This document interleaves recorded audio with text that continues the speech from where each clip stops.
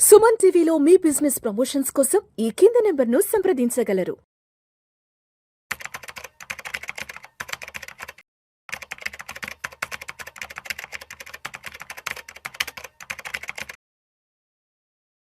Sir నమస్తే sir Madhu గారు. నమస్తే అండి విష్ణు గారు. మధు గారు, ఈ వీడియోలో కాస్త డీటెయిల్డ్గా హెల్త్ ఇన్సూరెన్స్ గురించి, టర్మ్ ఇన్సూరెన్స్ గురించి మాట్లాడుకుందాం. అయితే ఇన్సూరెన్స్కి సంబంధించి, టర్మ్ ఇన్సూరెన్స్కి సంబంధించి, హెల్త్కి సంబంధించి ఎప్పటి నుంచో ఇన్సూరెన్స్ తీసుకుందాం అన్న ఆలోచనలో ఉన్న వాళ్ళు కొంతమంది కొన్ని సంవత్సరాల పాటు అనుకుంటా ఉంటారు, నెక్స్ట్ మంత్ తీసుకుందాం, లేదంటే ఒక 6 months తర్వాత తీసుకుందాం, లేదంటే ఇంకేదైనా నెక్స్ట్ ఇయర్ తీసుకుందాం అంటూ చాలా మంది ఇలాంటి డైలమాలో ఉంటారు. కాబట్టి ఇన్సూరెన్స్ తీసుకోవాలని ఒక రెజల్యూషన్ కనుక వాళ్ళు తీసుకోగలిగితే ఇన్సూరెన్స్ కి సంబంధించి ఏం చెప్తారు, ఏంటి అసలు హెల్త్ ఇన్సూరెన్స్ అంటే ఏంటి, టర్మ్ ఇన్సూరెన్స్ అంటే ఏంటి, వీటి యొక్క ఇంపార్టెన్స్ గురించి ఫస్ట్ మన ఆడియన్స్ కి ఒక బేసిక్ లెవెల్ ఇన్ఫర్మేషన్ ప్రొవైడ్ చేయండి. Right sir. హెల్త్ ఇన్సూరెన్స్ కానీ లైఫ్ ఇన్సూరెన్స్ కానీ వాళ్ళకి అర్థమయ్యేంత వరకు, ఆ నీడ్ అర్థమయ్యేంత వరకు ఎవరు కూడా తీసుకోలేరు సార్. హెల్త్ ఇన్సూరెన్స్ లో ఈ బెనిఫిట్ ఉంది, లైఫ్ ఇన్సూరెన్స్ లో ఆ బెనిఫిట్ ఉంది అని చెప్తే ఏ ఒక్కరికి కూడా అది అర్థం కాదు. మన లైఫ్ లో అది ఎలా చేంజ్ చేయగలుగుతుంది, మన లైఫ్ ని, మనకున్న క్రిటికల్ సిచ్యువేషన్ లో అసలు హెల్త్ ఇన్సూరెన్స్ ఎక్కడ యూజ్ అవుతుంది అనే విషయం అర్థమైన వాళ్ళు ఎవరు ఆగరు, ఇమీడియట్ గా తీసేసుకుంటారు. అలాగే లైఫ్ ఇన్సూరెన్స్ లో కూడా ఆ నీడ్ ఆఫ్ లైఫ్ ఇన్సూరెన్స్ అర్థం కావాలి. దానికి కొన్ని స్పెసిఫిక్ గా మనం ఆలోచించాలి. ఇప్పుడు రియల్ లైఫ్ లో మంచి కార్పొరేట్ జాబ్ ఉంది మనకి, మంచి కార్పొరేట్ జాబ్ ఉన్నప్పుడు అలవెన్స్లు ఉంటాయి, అద్భుతమైన సాలరీ ఉంటుంది, మంచి ఎక్స్పెండిచర్, టూర్స్ అన్ని బాగా నడుస్తూ ఉంటుంది. కానీ ఎప్పుడైనా మనం జబ్బు పడితేనే కదా మనం హాస్పిటల్కి వెళ్ళేది, ఆ డిసీజులు చూసేది, ఆ సబ్లిమిట్ ఏంటి, ఇదేంటి, ఇవన్నీ మనకు హెల్త్ ఇన్సూరెన్స్లో క్లెయిమ్ చేసేంత వరకు, మీ గ్రూప్ పాలసీలో క్లెయిమ్ చేసేంత వరకు, లేదా మీకు మిడిల్ క్లాస్ అయితే ఒక ఆరోగ్యశ్రీలో క్లెయిమ్ అప్లై చేసేంత వరకు ఆయనకు అర్థం కాదు అసలు హాస్పిటల్లో ప్రాసెస్ ఇంత ఉంటుందా, ఇన్ని ఖర్చులు ఉంటాయా, ఇంత ఎంఆర్ఐకి ఇంత ఖర్చు అవుతుందా, ఈ సో డిసీజ్కి ఇంత అవుతుందా అని చెప్పేసి. అయితే దాన్ని కొంచెం ముందుగానే తెలుసుకోమని ప్రతి ఒక్క ఫైనాన్షియల్ ప్లానర్ చెప్తా ఉంటారు. ఇప్పుడు మీకు ఏంటనంటే ఒక సింపుల్ హెల్త్ ఇన్సూరెన్స్, ఈ హెల్త్ ఇన్సూరెన్స్ అసలు మనం ఎందుకు చాలా మంది తీసుకోరంటే అసలు అర్థం కాదు. ఈ హెల్త్ ఇన్సూరెన్స్ యొక్క యూజ్ ఏంటి అంటే, చాలా మందికి ఏమనుకుంటారంటే బయట మనం ఏ ఫీవర్ కోసమో, ఏ టాబ్లెట్ కోసమో, ఏ నొప్పులు వస్తే స్కానింగ్ ఎంచుకుంటే అవన్నీ క్లెయిమ్ చేసుకుందాం అనుకుంటారు. కానీ నిజానికి హెల్త్ ఇన్సూరెన్స్ దానికోసం కాదు. మీ లైఫ్లో మీరు ఎఫోర్డ్ చేయలేని ఏదైనా ఎమర్జెన్సీ వచ్చినప్పుడు యూజ్ అయ్యేది హెల్త్ ఇన్సూరెన్స్. అయితే దాన్ని ఎంత ప్రాపర్గా తీసుకోవాలనుకుంటే, మీరు రానున్న రోజుల్లో మీ ఫ్యామిలీకి ఒక కంఫర్టబుల్ లైఫ్ ఇవ్వాలని చెప్పేసి ఆలోచిస్తున్నారు. లైఫ్ ఇన్సూరెన్స్ అండ్ హెల్త్ ఇన్సూరెన్స్లో కూడా సింపుల్గా మేము మా క్లయింట్స్కు ఒక మాట చెప్తాం. ఒక 5 సంవత్సరాల తర్వాత మీకున్న సిచ్యువేషన్ బట్టి, ఇప్పుడున్న మీ ఫైనాన్షియల్ కండిషన్ బట్టి ఆఫ్టర్ 5 years మీరు ఎంత వెళ్తూ బిల్డ్ చేద్దాం అనుకుంటున్నారని సింపుల్ క్వశ్చన్ అడుగుతాం చాలా మందికి. చాలా మంది ఒక 5 నిమిషాలు ఆలోచించుకొని పేపర్ మీద రాయమంటే ఒక 4-5 goals రాస్తారు అద్భుతంగా. అన్ని రాసిన తర్వాత ఒక్కసారి ఊహించుకోండి వాటిని మీరు ఆల్రెడీ అచీవ్ అయినట్టు అని చెప్పేసి. ఓకే, అంత బాగుంది. ఇప్పుడు ఊహించుకోండి ఈ 5 సంవత్సరాల జర్నీలో మీరు లేరు. What about your family? అప్పుడు అర్థమవుతుంది నిజంగా, ఎస్ నేను లేకపోతే మరి కొన్ని విషయాలు ఏవైతే ఉన్నాయో ఫైనాన్షియల్ మ్యాటర్స్ అన్ని కూడా స్ట్రక్ అయిపోతున్నాయి. అలాగే ఇంట్లో ఏదన్నా మేజర్ హెల్త్ ఇష్యూ వచ్చింది, రీసెంట్గా నేను అబ్జర్వ్ చేసింది ఏంటంటే, even a central government employee వాళ్ళ యొక్క సన్ US నుంచి రిటర్న్ వచ్చాడు, ఆరోగ్యం బాగాలేదని చెప్పేసి. వాళ్ళు హాస్పిటల్కి వెళ్ళిన తర్వాత వాళ్ళ హాస్పిటల్ కొటేషన్ వస్తుంది. ఈ మధ్యలో దాని కొటేషన్ అంటుంది. ఇంతకుముందు ఏంటంటే దాన్ని బిల్ అనే వాళ్ళం, కానీ ఇప్పుడు ముందే ఇస్తున్నారు కార్పొరేట్ హాస్పిటల్స్. మీరు దీన్ని చేయగలుగుతారా లేదా అనే డిసిజన్ మీకు వదిలేస్తున్నారు అనమాట. ఈ పేమెంట్ చేయగలుగుతారా లేదా అనేది. అరౌండ్ 48 lakh rupees కొటేషన్ వచ్చింది. 48 lakhs అవుతుంది ప్రొసీజర్ అని చెప్పాడు.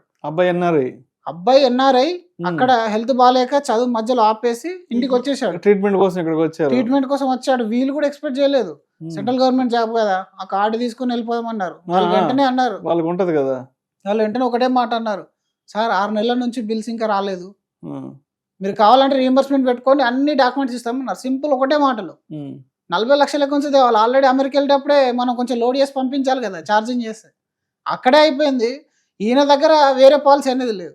ఒకసారి అర్థం చేసుకోండి. అంటే ఒక సెంట్రల్ గవర్నమెంట్ ఎంప్లాయీకి ఇలాంటి పరిస్థితి ఉంది అంటే, ఒక middle class, below middle class person కానీ ఎలాంటి ప్రాబ్లం కానీ వచ్చిందని అంటే, ఈవెన్ హాస్పిటల్స్ ఆ కొటేషన్ కూడా ఏవో డైరెక్ట్ మీకు రిఫర్ చేసేస్తాయి, ఇంకో హాస్పిటల్ రిఫర్ చేసేస్తాయి.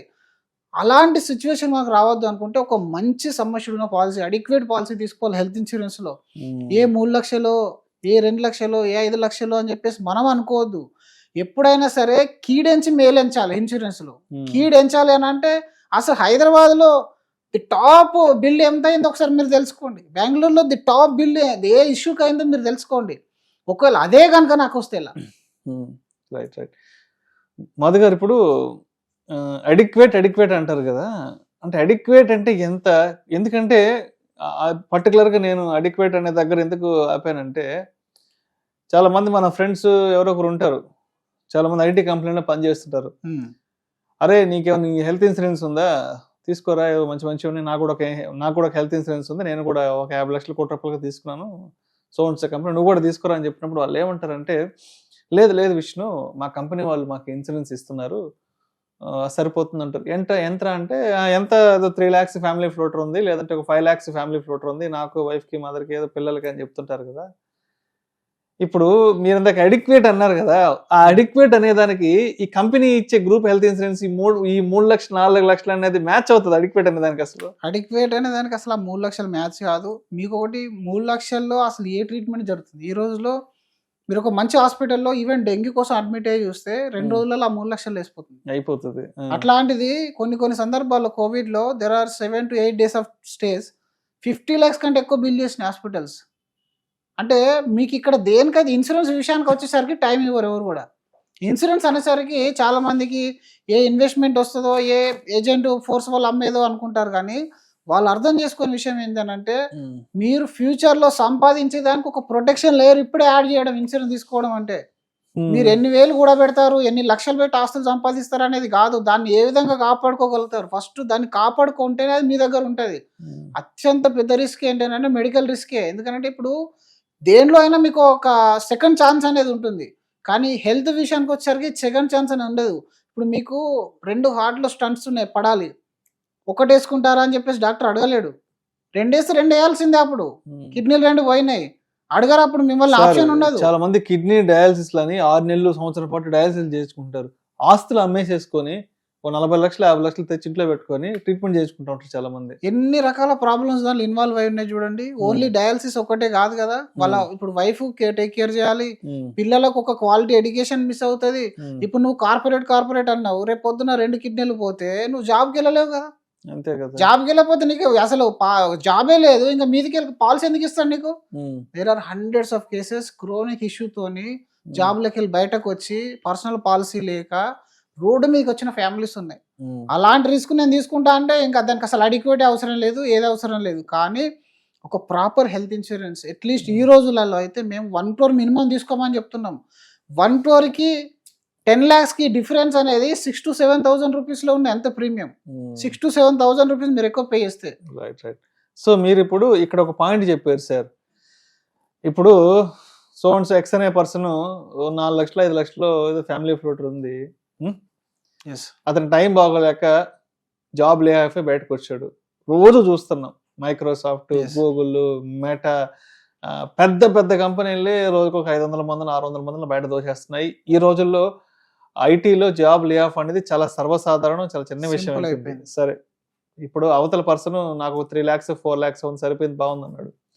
మరి జాబ్ లే ఆఫ్ బయటకు వచ్చిన తర్వాత మరి ఆ కంపెనీ ఇచ్చే 3 lakhs 4 lakhs ఇన్సూరెన్స్ ఇంక రేపటి నుంచి ఉండదు, పనికి రాదు.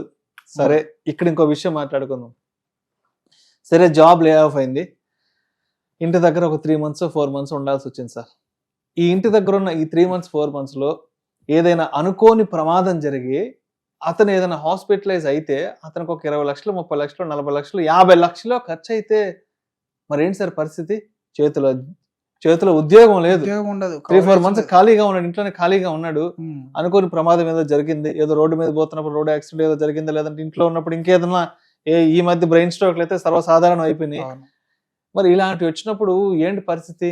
ఇప్పుడు జనరల్ గా ఇంకొక ప్రాబ్లం ఏంటంటే, మీరు చెప్పిన కేసులో వాళ్ళు నార్మల్ గవర్నమెంట్ హాస్పిటల్లో ట్రీట్మెంట్ తీసుకోవడానికి కూడా ఇష్టపడరు. ఎందుకంటే ఇప్పుడు మీరు మైక్రోసాఫ్ట్ లో పనిచేసే ఎంప్లాయీకి మినిమం వేజ్ అయితే మంచి జీతం అయితే ఉంటుంది వాళ్ళకి. అంటే వాళ్ళకి అల్ట్రా లగ్జరీ లైఫ్ స్టైల్ చూసి వచ్చేసి లైఫ్ స్టైల్ ఆల్రెడీ అప్గ్రేడ్ అయిపోయింది వాళ్ళకి. అప్గ్రేడ్ అయిపోయింది. మినిమం ఒక ఎస్యూవీ కార్ లో ఉంటుంది, ఒక 3 BHK డూప్లెక్స్ ఫ్లాట్ ఉంటుంది. ఇలాంటి ఉన్నప్పుడు సడన్లీ ఇప్పుడు జాబ్ లేదని చెప్పేసి ఆరోగ్యశ్రీలో ట్రీట్మెంట్ చేయించుకోవడానికి వాళ్ళ అటిట్యూడ్ కూడా ఒప్పుకోదు. అప్పుడు ఆయన దగ్గర ఉన్న సేవింగ్స్ మొత్తం ఖాళీ అవడానికి ఒక 1 day 2 day టైం పడుతుంది అంతే. కాబట్టి మీరు ఆ పరిస్థితి రాకముందే లే ఆఫ్స్ వచ్చినా, రేపొద్దున ఇంకొక విషయం ఆలోచిద్దాం. ఒక లే ఆఫ్ రాలేదు, నేను చాలా మంచి టాలెంట్ ఉన్న ఎంప్లాయీ అనుకున్నా కూడా ఆఫ్టర్ 60 మీరు రిటైర్ అవుతారు, రైట్? అది ప్రైవేట్ అయినా పబ్లిక్ అయినా మీరు రిటైర్ కావాల్సిందే. ఈ రోజుల్లో గవర్నమెంట్ ఎంప్లాయీస్ కూడా లైఫ్ టైం ఇన్సూరెన్స్ అనేది ఇవ్వట్లేదు. ప్రైవేట్ అయితే డెఫినెట్లీ మీరు 0 అయిపోతారు. ఇప్పటి నుంచి మీ లైఫ్ స్టైల్ చూసుకున్నా కూడా నెక్స్ట్ 20-30 years లోపల మీ హెల్త్ అనేది ఎన్నో రకాల ఇష్యూస్ని అట్రాక్ట్ చేస్తుంది. ఆ తర్వాత బీపీఓ, షుగర్, మీరు అన్నట్టుగా బ్రెయిన్ స్ట్రోక్ చిన్న వచ్చాయి అనుకోండి, ఆ తర్వాత ఇన్సూరెన్స్ కవరేజ్ ఉండదు. మీరు 60 సంవత్సరాలు కూడా పెట్టింది నెక్స్ట్ 5 సంవత్సరాలలో 0 అయిపోతుంది. అంటే ఏ రకంగా చూసుకున్నా పర్సనల్ హెల్త్ ఇన్సూరెన్స్ పాలసీ అనేది లేకుండా ఉండడం అనేది ఇది గాల్లో దీపం పెట్టి మనం వెయిట్ చేయడమే, కాపాడుకోవడమే. సో అదే విధంగా ఒకసారి టర్మ్ ఇన్సూరెన్స్ యొక్క నీడు, దాని ఇంపార్టెన్స్ గురించి కూడా మాట్లాడుకుందాం. అసలు టర్మ్ ఇన్సూరెన్స్ అంటే ఏంటి, టర్మ్ ఇన్సూరెన్స్ ఎందుకు తీసుకోవాలి, టర్మ్ ఇన్సూరెన్స్ తీసుకోకపోతే దాని తర్వాత ఎటువంటి పరిణామాలు ఎదుర్కోవాల్సి ఉంటుంది? లైఫ్ ఇన్సూరెన్స్ లో హెల్త్ ఇన్సూరెన్స్ కంటే కొంచెం బెటర్ ఉందండి పెనట్రేషన్ ఈ రోజులలో. అంటే బికాస్ ఆఫ్ ద అడ్వర్టైజ్మెంట్ అవ్వచ్చు, because of the awareness in the market అవ్వచ్చు. కాకపోతే ఇక్కడ కూడా ఒక తప్పు ఏం చేస్తున్నారంటే ప్రతి ఒక్కరు ₹1,00,00,000 సమ్మష్యూర్డ్. ఆ కోటి అనేది అందరికి సెట్ కాదండి. 5 లక్షలు సంపాదించే వాళ్ళకి ₹1,00,00,000 సమ్మష్యూర్డ్ ఓకే, కానీ 30 లక్షలు సంపాదించే వ్యక్తి కూడా అదే ₹1,00,00,000 తీసుకుంటున్నాడు. అండ్ ఇంకొక విషయం వీళ్ళు గమనించేది ఏంటి అని అంటే, అది ఆ పాతకాలంలో మనం కొన్ని పాలసీలు కట్టేవాళ్ళం, జిందగీకే బాద్బీ జిందగీ పే సాత్బీ అని చెప్పేసి. అది ఇన్వెస్ట్మెంట్ ప్లాన్ కాబట్టి after your life also it will continue అనే దానికి ఒక అర్థం ఉండేది. కానీ లైఫ్ ఇన్సూరెన్స్ టర్మ్ ప్లాన్ లో కూడా వాళ్ళు 85 years 99 years ఇలా ప్లాన్ చేస్తున్నారు. ఒకటి, మనం వర్కింగ్ డేస్ ఏదైతే ఉంటాయో, వర్కింగ్ ఇయర్స్ ఏదైతే ఉంటాయో 60, 65, 55 ఉంటుందో ఆ టైం వరకు మీరు లైఫ్ ఇన్సూరెన్స్ పెట్టుకోండి. అది కూడా మీ యాన్యువల్ ఇన్కమ్ కి కనీసం 20 రెట్లు ఉండే విధంగా, ప్రొటెక్షన్ ఉండే విధంగా చూసి లైఫ్ ఇన్సూరెన్స్ కవరేజ్ చూస్ చేసుకోవాలి. రెండోది ప్రీమియం పేమెంట్ టర్మ్. మన వాళ్ళకి ఏంటంటే ఇప్పుడున్న ఎమర్జెన్సీ, ఇప్పుడున్న ఇంట్రెస్ట్ ఆఫ్టర్ 2 years 3 years తర్వాత రాదు. ప్రీమియం పేమెంట్ ఏం చేస్తారంటే 40 సంవత్సరాలు కడతామని సైన్ చేస్తారు. ఈ 40 సంవత్సరాలు మీరు కట్టలేరు. ఇందులో 90% కేసులు నాట్ రిన్యూడ్ అయిపోతాయి. ఆఫ్టర్ 5 years, ఆఫ్టర్ 10 years వరకు మాక్సిమం కడతారు. తర్వాత 20 years వచ్చేసరికి మీరు చూస్తే వెరీ వెరీ ఫ్యూ పాలసీస్ ఉంటాయి. ఒకవేళ మీరు 40 years టర్మ్ తీసుకొని 20వ సంవత్సరమో 15వ సంవత్సరమో ఏదైనా రిస్క్ అయింది, ఆ సంవత్సరాలు మీరు కట్టడం మానేసారే అనుకోండి, ఇప్పటిదాకా మీరు కట్టిన ప్రీమియం వేస్ట్ అయింది, ప్లస్ ఆ రోజు నాటికి మీకు కవరేజ్ లేదు. ఇవి రెండు లేకపోవడం వల్ల మీరు అప్పుడు కూడా మళ్ళీ మీ ఫ్యామిలీ సఫర్ అవుతుంది. కాబట్టి నేను సింపుల్ ఒక కొన్ని టిప్స్ చెప్తాను. ఒకటి, చూజ్ చేసుకునేప్పుడు బెటర్ సమ్మష్యూర్డ్ తీసుకోండి. 100 years 90 years కాకుండా టిల్ 60, 65 years మీరు తీసుకోండి. దాని తర్వాత ఒకవేళ ఇంకొక సింపుల్ టూల్ కూడా చాలా మంది చెప్తా ఉంటారు మీకు, మీ పిల్లల ఏజ్, చిన్న పిల్లల ఏజ్ 30 సంవత్సరాలు వచ్చేంత వరకు మీ కవరేజ్ ఉండాలి. సింపుల్ గా బండ గుర్తుపెట్టుకోవాలి. ఎందుకనంటే మన పిల్లలు 20-25 సంవత్సరాలకు ఫైనాన్షియల్ ఇండిపెండెంట్ అయిపోతారు. ఇంకొక 5 years బఫర్ పెట్టుకుంటే వాళ్ళు 30 years వచ్చేంత వరకు, ఇప్పుడు ఒక 35 years ఉన్న వ్యక్తికి ఇప్పుడే పిల్లలు అయ్యారనుకోండి, ఇంకొక 30 years కలిపితే ఎంత అవుతుంది? 65, 66. అంతే. ఆ రేంజ్ వరకు పెట్టుకుంటే పిల్లలు ఇండిపెండెంట్ అయిన తర్వాత నీకు రిస్క్ ఉండదు, రిస్క్ కవరేజ్ ఉండదు. అది మళ్ళీ నీకే రిస్క్ అవుతుంది తర్వాత. సో కాబట్టి అలా పెట్టుకోవాలి. అంటే ఇనిషియల్ స్టేజెస్ లో మనకు కవరేజ్ అనేది ఇంపార్టెంట్. ఆఫ్టర్ 20 years 30 years తర్వాత మనం ఫైనాన్షియల్లీ ఫ్రీ అయిపోతాం, మన యొక్క అసెట్స్ క్రియేట్ చేసుకోగలుగుతాం. అప్పుడు మనకు రిస్క్ కవరేజ్ అవసరం లేదు. మొదటి 5 సంవత్సరాలు 10 సంవత్సరాల్లో డెత్ అయితే మాత్రం ఫ్యామిలీ ఎక్కువ సఫర్ అవుతుంది. ఆ 5-10 సంవత్సరాల్లో మాత్రం మీకు హైయెస్ట్ కవరేజ్ ఉండాలి. మళ్ళీ దానిలో 50 లక్షలు చాలు సార్ అంటారు కొంతమంది, 1 crore చాలు sir. How can you decide 1 crore చాలు అని నువ్వెట్లా చెప్తావు? ఇప్పుడు నీ పిల్లల ఎడ్యుకేషనే 10% ఇన్ఫ్లేషన్ తో పెరుగుతూ ఉంటుంది, వాళ్ళ యొక్క మ్యారేజ్ ఉంది, ఆ తర్వాత నీకు హోమ్ లోనే ఆల్మోస్ట్ 1 crore దాకా ఉంది. అలాంటి సందర్భాల్లో మీకున్న లియబిలిటీస్ ఎంత. అందుకే లైఫ్ కు ఒక ఫార్ములా కూడా ఉంటుంది, LIFE అని చెప్పేసి. మీ లియబిలిటీలు చూసుకోవాలి, మీ ఇన్కమ్ కి 20 times తీసుకోవాలి. ఆ తర్వాత మీకు ఏదైతే పిల్లలకు ఎమర్జెన్సీ మనం అనుకుంటామో కిట్, ఎమర్జెన్సీ ఫండ్ అనేది చూసుకోవాలి. సో ఇవన్నీ చూసుకున్న తర్వాత ఫ్యూచర్ నెక్స్ట్ 20 years బతకగలుగుతుందా నా ఫ్యామిలీ కవరేజ్ తోని, లేదా 30 years బతకగలుగుతుందా, ఇవన్నీ కంపేర్ చేసుకున్న తర్వాత ఒక ప్రాపర్ సమ్మష్యూర్డ్ సెలెక్ట్ చేసుకోవాలి.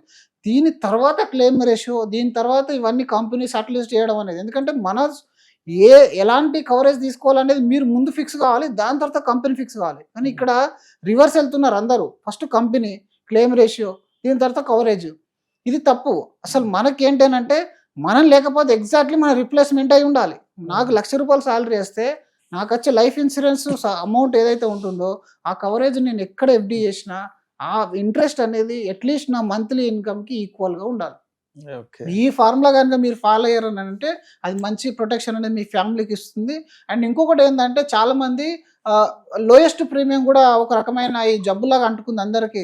అసలు ఎలాంటి కవరేజ్ ఉంది, ఎలాంటి క్లెయిమ్ రేషియో ఉంది, సాల్వెన్సీ రేషియో అంత ఉంది, ఇవన్నీ చూడకుండా సింపుల్ గా అసెండింగ్ డిసెండింగ్ చేయడం, ఒక పాలసీని పిక్ చేసేసుకోవడం, ఏ మంత్లీ మోడ్ లోనే తీసుకోవడం, ఆ మంత్లీ మోడ్ లో అది ఒక 3-4 నెలల తర్వాత మ్యాచ్ ఫెయిల్ అయిపోవడం, ఆ రిస్క్ కవరేజ్ లేకుండా ఉండడం అనేది జరుగుతుంది. అలా కాకుండా ప్రాపర్ కవరేజ్ లిమిటెడ్ పేలో మీరు వెళ్ళండి. చాలా మంది లిమిటెడ్ పే వద్దంటారు, కానీ మేము మా రియల్ టైం ఎక్స్పీరియన్స్ మేము చూసేది ఏంటంటే మీరు 10 సంవత్సరాలు 15 సంవత్సరాలు కమిట్మెంట్ కట్టలేరు. ఎస్పెషల్లీ మన సౌత్ పీపుల్ అయితే మనకు రోజుకు ఒక రకమైన టార్గెట్లు వస్తూ ఉంటాయి. ఇంట్లో ఫైనాన్షియల్ గా కొన్ని గోల్స్ పెంచుకుంటాం, మనం పిల్లలు పెరుగుతారు కాబట్టి అన్నిటిని నెగ్లెక్ట్ చేస్తాం. మొదటి 5-10 సంవత్సరాల్లో మీ ప్రీమియం మీరు కట్టేసి దానికి ఇంకా ఎండ్ చేసేయాలి. ఆ కవరేజ్ అనేది 60 years ఉండేలాగా చాలా లైఫ్ ఇన్సూరెన్స్ పాలసీస్ వచ్చాయి, అలాంటివి మీరు చూస్ చేసుకోవాలి. సో అయితే లాస్ట్ సెప్టెంబర్ మంత్ ఎండ్ కి ఇన్సూరెన్స్ మీద జిఎస్టీ అయితే తీసేశారు కంప్లీట్ గా. సో జిఎస్టీ అంతా తీసేసిన తర్వాత అసలు ఇప్పుడు ఎలా ఉంది ఇన్సూరెన్స్ పెనిట్రేషన్ ఎలా ఉంది, అండ్ నిజంగానే కొన్ని కంపెనీస్ అనేవి అంటే జిఎస్టీ తీసేసి ఇస్తున్నాయా లేదంటే అదే పాత అమౌంట్ తోనే ఇస్తున్నాయి, అసలు ప్రస్తుతానికి అసలు ఎలా ఉంది ఇన్సూరెన్స్ సెక్టర్? ఇప్పటి వరకు అయితే జిఎస్టీ వల్ల చాలా ప్రీమియం డ్రాస్టికల్ గా 18% డౌన్ అయిపోయింది. ఇంకా ఎలాంటి చేంజ్ అయితే ఏ కంపెనీ చేయలేదు. కొన్ని కంపెనీస్ ప్రపోజల్ లో ఉన్నాయి, అంటే ఇంకా వాళ్ళు అప్గ్రేడ్ చేయడానికి, ఎందుకంటే ఇప్పటికే వాళ్ళు ఆల్రెడీ సస్టైన్ కావట్లేదు. ఎందుకంటే హెల్త్ ఇన్సూరెన్స్ లో ఎస్పెషల్లీ క్లెయిమ్స్ మీరు చూస్తే ఒకప్పుడు 5-6 years తర్వాత వచ్చేటి క్లెయిమ్స్, ఇప్పుడు 1 month 2 months లోనే పెద్ద పెద్ద క్లెయిమ్స్ వస్తున్నాయి. ఎందుకంటే ఒకసారి హెల్త్ ఇన్సూరెన్స్ ఉంది అని తెలిస్తే ఇంజక్షన్ పోయేదానికి కూడా కనీసం 1 day అడ్మిట్ చేయించుకుంటారు చాలా మంది. ఎందుకంటే ఉంది కదా ఇన్సూరెన్స్ అని ఇనిషియల్ డేస్ లో వాళ్ళకి అర్థం కాదు. కాబట్టి ఆ ఇన్సూరెన్స్ లో మెడికల్ ఇన్ఫ్లేషన్ అనేది పెరుగుతూ ఉంది. అండ్ ఇంకొకటి ఏంటంటే బెస్ట్ థింగ్ ఏంటంటే హెల్త్ ఇన్సూరెన్స్ రాను ఇంకా చీప్ అవుతున్నాయి. కొత్త కొత్త ప్లాన్స్ లాంచ్ చేస్తూ కొంచెం చీప్ చేస్తున్నాయి. దాంతో పాటుగా జిఎస్టీ ఎఫెక్ట్ వల్ల ఇంకా తగ్గింది. కానీ దీన్ని ఇంకా ఆసరగా చేసుకొని మీరు ఇంకా నెగ్లెక్ట్ చేసి ఇంకా చూద్దాం అంటే మాత్రం అది కరెక్ట్ నిర్ణయం కాకపోవచ్చు. ఇలా తక్కువ ఉన్నప్పుడే ఇన్సూరెన్స్ అనేది తీసుకోవాలి. రెండోది, ఒకప్పుడు కంప్లైంట్ రేషియో చూస్తే, ఒకప్పుడు క్లెయిమ్ రిజెక్షన్ రేషియో చూసినా కూడా ప్రజెంట్ ఉన్న మీరు రెగ్యులేటరీ యొక్క డేటా మీరు అబ్జర్వ్ చేసినట్టయితే కంప్లైంట్ రేషియో కూడా తగ్గిపోయింది. ఒకప్పుడు క్యాష్లెస్ అప్రూవల్ రావడానికి 2 to 3 hours ఆఫ్ టైం పట్టేది. ఇప్పుడు 90% ఆఫ్ ద క్యాష్లెస్ అప్రూవల్స్ అనేటివి 1 hour లోపే వస్తున్నాయి. అండ్ ఫైనల్ అప్రూవల్స్ 5, 6, 7, 8 hours తీసుకునే వాళ్ళు ఇప్పుడు 1-2 hours లోపల ఫైనల్ అప్రూవల్ కూడా వచ్చేస్తుంది. అండ్ ఇంకొకటి అద్భుతమైన విషయం ఏంటంటే ప్రతి ఒక్కటి కస్టమర్ కి త్రూ యాప్ లో అప్డేట్ ఇస్తున్నారు. Every minute to minute update ఉంటుంది. దానివల్ల ఇంకొంచెం ఈజీ అయిపోయింది లైఫ్ అనేది. ఒకప్పటిలాగా పేపర్ వర్కే చేయాలి, హాస్పిటల్ చుట్టూ తిరగాలి, థర్డ్ పార్టీ మళ్ళీ అడ్మినిస్ట్రేటర్ ఉంటే వాన్ చుట్టూ తిరగాలి, ఇవన్నీ టెన్షన్స్ పోయినాయి. కానీ అన్నిటికంటే ప్రమాదకరమైన విషయం ఏంటంటే జబ్బులు అనేది విపరీతంగా పెరిగిపోతున్నాయి. అంటే మనుషులకు అసలు ఎలిజిబిలిటీ తక్కువ. ఒకప్పుడు 100 members ఎంక్వైరీస్ వస్తే కనీసం 95 మందికి మేము ఇన్సూరెన్స్ చేసేవాళ్ళం. ఇప్పుడు 100 ఎంక్వైరీస్ వస్తే 80 చేస్తే ఎక్కువ అయిపోతుంది. మిగిలిన 20 మందికి అసలు లైఫ్ టైం వితౌట్ ఇన్సూరెన్స్. ఇంకా వాళ్ళు నో స్కోప్, వేరే ఆప్షనే లేదు, వాళ్ళకి ఇవ్వడానికి లేదు. చాలా మందికి అలాంటి ఇష్యూస్ వస్తున్నాయి. కాబట్టి మనం చాలా చాలా జాగ్రత్త పడాలి. అది పసిపిల్లలైనా సరే, పండు ముసలైనా సరే, ఫస్ట్ ఇన్సూరెన్స్లు ఏంటంటే ఒక పెద్ద థ్రెట్ మనమే కాదు, మన చుట్టూ ఉంటే అన్నదమ్ములు, చెల్లెలు, బావలు, బామ్మర్దులు, వీళ్ళకి ఏదైనా ఎమర్జెన్సీ వచ్చినా వాళ్ళసి మన ఇంటి ముందే కూర్చుంటారు. అది పెద్ద ప్రాబ్లం. ఫస్ట్ మన చుట్టూ ఉన్న వాళ్ళని కూడా ఎడ్యుకేట్ చేయాలి. నేను ఒక్కరిని సేఫ్ అవుతాను కూడా అనుకోవద్దు ఇందులో. ఎందుకంటే ఎవరికి మెడికల్ అవసరం వచ్చింది మీకు కాల్ చేశాను అనుకోండి, సిస్టర్ కాల్ చేసి మనం నో చెప్పగలుగుతామా? మీ దగ్గర ఉన్నా లేకున్నా మీరు అడ్జస్ట్ చేయాల్సి వస్తుంది. ఒకవేళ తను ఇచ్చే కెపాసిటీ లేకపోతే ఇంకా దాన్ని వదిలేసుకోవాల్సి వస్తుంది. దానికంటే మీరు ఒక చిన్న సలహా ఇచ్చేసి వాళ్ళకు ఇలా హెల్త్ ఇన్సూరెన్స్ అనేది ఉంటుంది అని మీరు చెప్పారంటే అట్లీస్ట్ ఆ భయానికి మిమ్మల్ని డబ్బులు ఆడడం కూడా మానేస్తారు ఫ్యూచర్లో. కాబట్టి ఇది ఒక సోషల్ సర్వీస్ కూడా అవుతుంది. హెల్త్ ఇన్సూరెన్స్ అనేది ఎడ్యుకేట్ చేయడం అనేది డెఫినెట్గా ప్రతి ఒక్కరు కూడా ఈ వీడియో చూసిన తర్వాత అయినా వాళ్ళకు మంచి డిసిజన్ తీసుకుంటారని నేనైతే అనుకుంటున్నాను. Right sir, right. Thank you sir, thank you so much Madhu గారు.